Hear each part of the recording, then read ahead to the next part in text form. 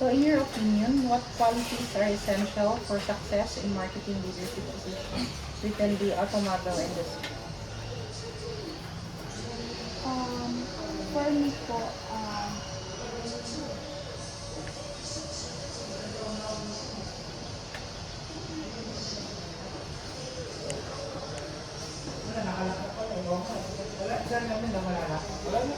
Ano ba na malitaan?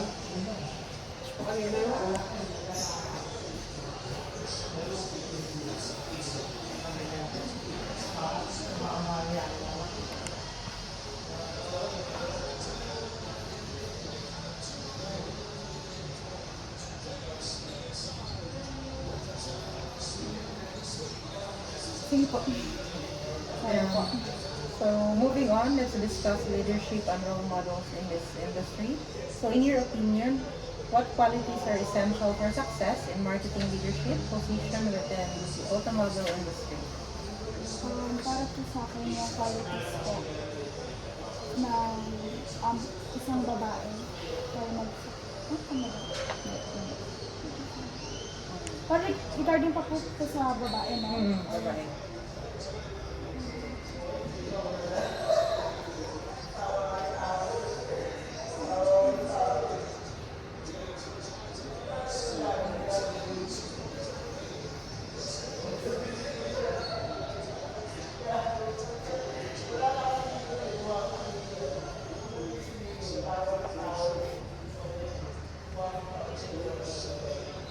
Wait lang po,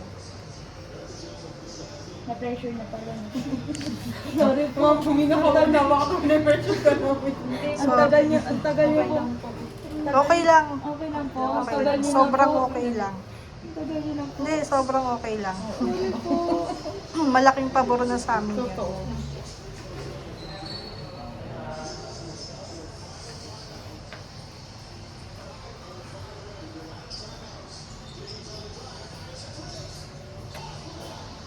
Hindi po ba maka-affect yung sagot ko sa grades niyo? Hindi naman po.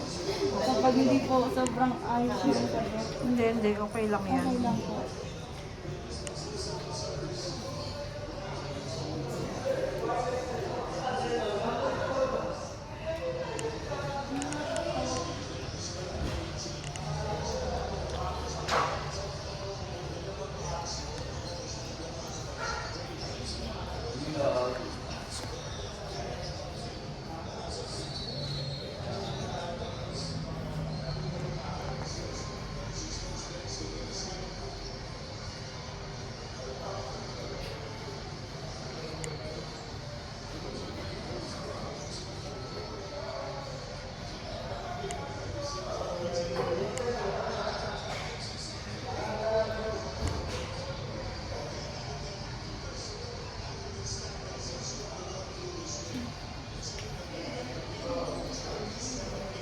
Gusto niyo po, bigyan ko po kayo ng mga qualities po ng marketing leadership na sige po.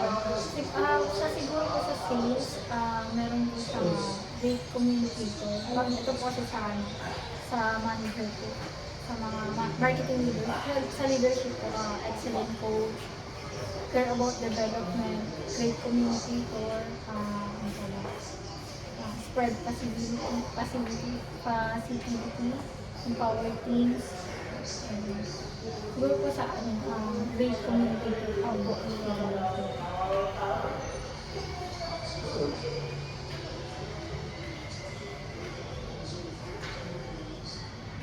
Pwede rin po yung time management, compassion, empathy, naman.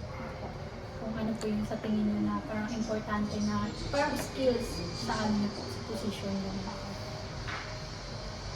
Okay na po.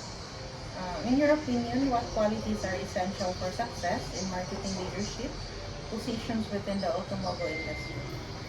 For me po yung qualities na dapat meron yung kami, special po sa sales, is yung good communication skills po. Yun nga po, yung paulit-ulit ko na sinasabi kanina, kailangan po na rin po kami humarap sa mga kliyente namin, sagutin yung mga questions nila. And